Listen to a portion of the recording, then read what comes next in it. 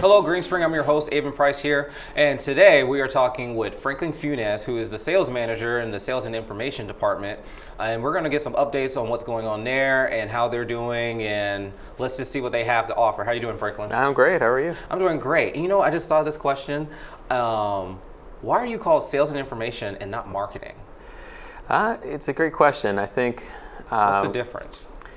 Yeah, I would say they've always tried to find a word for us, right? Because the way the community's set up, we're a place where residents can come and age in place and have different services. So we're more from a healthcare aspect. But when you look at it from a real estate piece, there's really no transfer of ownership. But we're not really a rental. And so I know I've had conversations with my sales committee, and they're saying, what should we properly call you? So at this point, I would say we're definitely much more of an information office, but the marketing is primarily done at our home office up in Maryland. Okay, so you're giving out, like you said, information on what residents can have here and all that stuff, but you're not really marketing to the outside people that's from a different office doing that. Yeah, I mean, it's certainly a partnership, right? So I have conversations on a weekly basis, as does David, with our marketing partners at the home office to talk about the messaging that we want to give out, or some of the activities or the topics that we want to talk about. But they do a great job of understanding what our marketplace is doing and in that aspect from a marketing perspective. So I would say it's certainly a partnership. All right, cool. Well, thanks for clearing that up. Now, before we went on the show, you were telling me about some events that you've had in the past couple of weeks. I know you had one where there was a cooking demonstration with Michael Ritt. Can you kind of explain what that event was all about? It looked really lovely. Yeah, no, I'm really excited. So Mike Glab, our event coordinator, has been working on just mixing up the events and giving it a new flavor. And so as of the last few weeks, I would say most of her ideas are now happening. We start with the chef demonstration. And so this was actually a group of individuals who had never been to the community before. And so what we wanted to do was really showcase what the community, a big portion of what the community is, right? So to many people, the way to get to your heart is through their stomach. Exactly. Right. So we had our executive chef come over, and he demonstrated some of the menu options that you can get in some of our restaurants, and explained what goes into the thought process. And so it was great to smell the aroma, to experience what he was cooking, to talk through some of the culinary aspects, the dining options, catering, things like that. And so we got some great reviews. In fact, we actually had to have some folks on the wait list who wanted to come to this event. So Maya's certainly thinking about doing this again. So it was very well done. I'm glad you were there to kind of showcase it and videotape it for us. And it's something that we're planning to actually show in our office so that people can see some of the things that we've done. I was thinking when I was there, I was there and the food smelled excellent. I wanted me a plate. And I was thinking, since it was summertime, maybe a suggestion for next year, you can have people around outside doing a barbecue. Because I know if I was coming in and they had a barbecue, I'd be like, man, I'm coming in here, especially if they got some ribs on the grill. Yeah, Maya's going to love you. This is certainly something she wants to do next year. In fact, something that many people don't know is that when Maya plans events, she usually does it about 6 months in advance. Oh, really? Yeah, and so she's already thinking about what she's going to do in the first and second quarter of next year into the summertime. And so she's already working closely with Chef Michael Ritt about a barbecue. Oh, nice. Over at Hunter's Crossing, similar to what our residents and our employees are experiencing that catering's been doing, something very similar. So you'll see us out there at some point in next summer. All right, and I'll be there with the camera. Absolutely. And I expect a plate this time. Now, seeing that y'all are shaking things up and doing something different, I know yesterday you said the team went out and did a sales outing. Can you explain that? Yeah, again, we want to do things differently, right? We never want people to feel like they're getting the same experience. And so the other aspect that Maya wanted to do was she wanted to take Greenspring on the road. Okay. And so she wanted to try this out this year, where we were going to a specific place based on where we're seeing most people are coming from a particular area. And so when we were looking at our data, we realized that a good portion of people who moved in came from Mount Vernon. Okay. And so we said, okay, well, why don't we go to Mount Vernon and to start talking to people? Maybe there's individuals who haven't heard of Greenspring before, so they'd feel much more inclined to come see us at a venue closer to them than necessarily to the community. Now, I'm not a big marketing person with all that knowledge, but wouldn't it make more sense to go to an area where people might, like where less people are coming from than where an area where more people are coming from? Yes and no. Okay. The reason for this, for example, for Mount Vernon, it's one thing to just go there and expecting that there's a presence that people know what Green Spring is, but it's another thing when you can actually work with our residents to make those deeper connections. For example, we reserved one of our private dining venues in the Mount Vernon Inn, and we actually took Mr. and Mrs. Shimmons, who are one of our residents there, and lo and behold, a few of their friends were the ones who came to the event. And so it's a much more meaningful experience than just to say, hey, here's Green Spring, when you can say, here's my former neighbor. Here's one of my friends that I've known for the last 20 years who's living in this wonderful community that he's here talking to me about. And it was such a great experience. Like Mr. Shimmons introducing me to some of his friends. We talked through some of their concerns. And what I loved about this experience is that we had much deeper conversations about things that either they're worried about or things that they're thinking about than what we would traditionally in a luncheon, where people are just kind of learning the basics. Okay.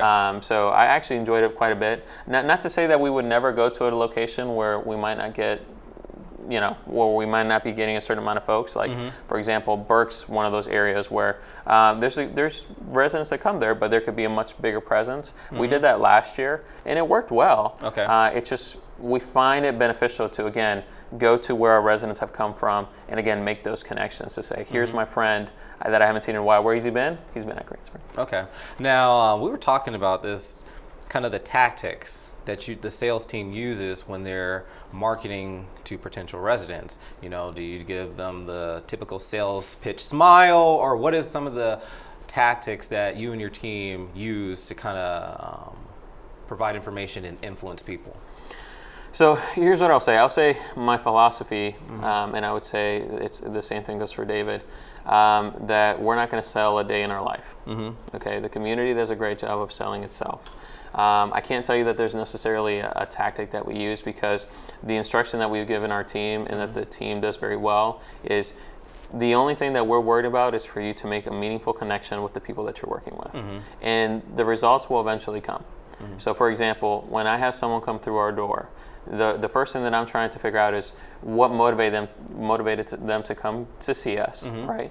And learn more about their concerns, learn more about their life, learn more about their family members and who's involved, so that I can make sure that I'm giving them the information that's most important to them. So, for example, if you say you're the one who's interested in coming to Green Spring, and I just sit down and start talking to you about the aquatic center, the fitness center, the dining options, and that is of no interest to you, well, then I'm doing you a disservice. Whereas if I learn more about you and the things that are important to you are your spiritual needs, are the fact that you want to stay closely connected with your family, that you have concerns about downsizing in your home, well, then those are the conversations that I want to have, because that's what's important to you. And so that's, I would say, the mindset that my entire team has. Well, that's good to hear, to know that you're not manipulating or anything, that you're really trying to give them a good experience. I want to say it was Sheila who once said, when I did an interview with her, she said, Green Spring is not just selling them a place to live, it's selling them an experience. A lifestyle. Yeah, absolutely. A whole lifestyle. So I've always liked how she said that. So tell us numbers and different stuff that's upcoming. Yeah, I think what you're going to see is, based on the conversation we had, having this mindset of helping the people first, and the results will come, have proven to be beneficial time and time again.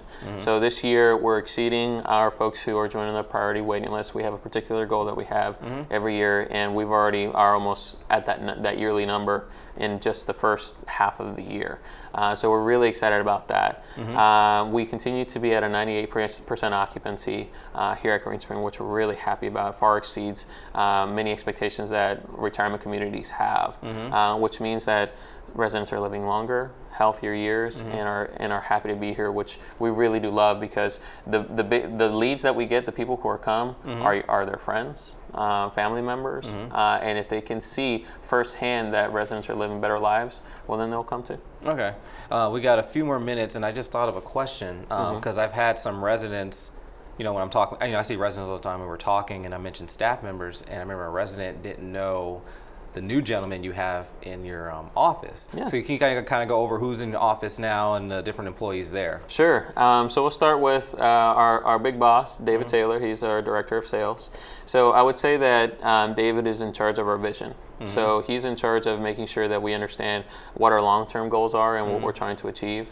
As for me, I would say I'm his lieutenant. I'm the sales manager for the office, so I'm primarily in charge more of the daily operations, along with actually working with folks through the process. So when I actually reserve an apartment, I take them through the rest of the process. Then we have Lauren Askey, who many of you know who was in philanthropy. She is now out and about. So I know that most people are saying, where's Lauren? Well, she's out in people's homes. She's helping folks downsize, find a preferred real estate agent, finding movers, things like that. The most stressful part of this whole thing is the house, and she's working on that. And then we have Dawn Donnelly and Sheila Willing, who you'll see walking around the hallways. They're showing the apartments. They are talking folks in terms of what the process looks like so that they can set the expectations.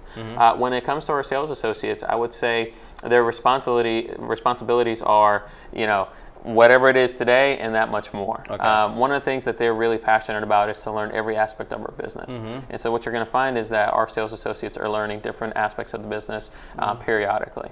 For example, right now Maya is doing events. At some point by the end of the year, Vincent Ayler, who was a former employee here, that tall gentleman that you see walking around, he's eventually going to do events and learn something that he might not be comfortable with and learn more about. And so Maya, same thing, she's going to be going to a different role. And ours is also working with myself and working with new people coming into our doors. So.